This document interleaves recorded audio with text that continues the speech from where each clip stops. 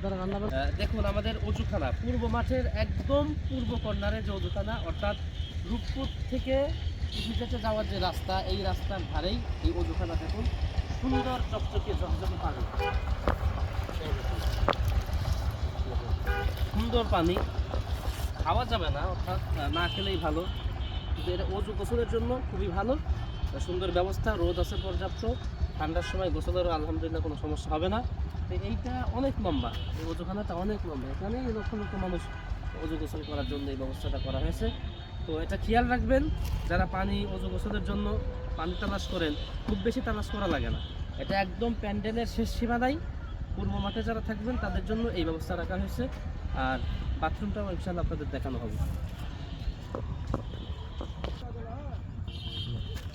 এই যে দেখতে পাচ্ছেন আমাদের অজুখানা, হ্যাঁ দেখুন, জি হ্যাঁ, এই যে অজুখানা দেখুন কত লম্বা, এখানে লক্ষ লক্ষ মানুষের অজু গোসল করার জন্য আলহামদুলিল্লাহ এনা। শুধু একটু আপনাদের বোঝা লাগবে যে জায়গাটা কোথায়, তাহলে আর পানির কষ্ট পাবেন না ইনশাআল্লাহ। এখান থেকে পানিটা যে পড়বে, হ্যাঁ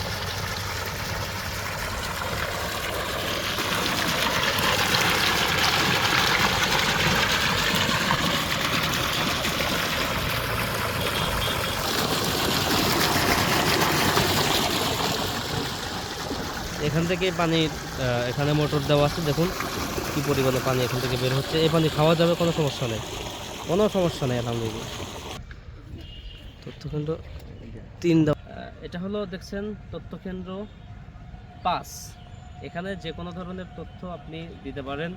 অনেক কিছু হারিয়ে যায়, পানি মাইক ইত্যাদির সমস্যা হয়, অনেকে অসুস্থ হন, কেউ আবার মারাও যায়। তো যে কোনো ধরনের তথ্য আপনারা এই যে তথ্যকেন্দ্র লেখা আছে এরকম জায়গায় এসে আপনারা আপনাদের মতটি অবশ্যই জানাবেন ইনশাআল্লাহ তাআলা। এটা হলো পূর্ব মাঠের একদম শেষ সীমানায়, আমি আবার বলছি, পূর্ব মাঠের একদম শেষ সীমানায় রাস্তা, পাকা রাস্তার কোল ঘেঁষেই যেখানে অজু গোসল করা হয়, এই জায়গাটি এই 5 নম্বর তথ্যকেন্দ্র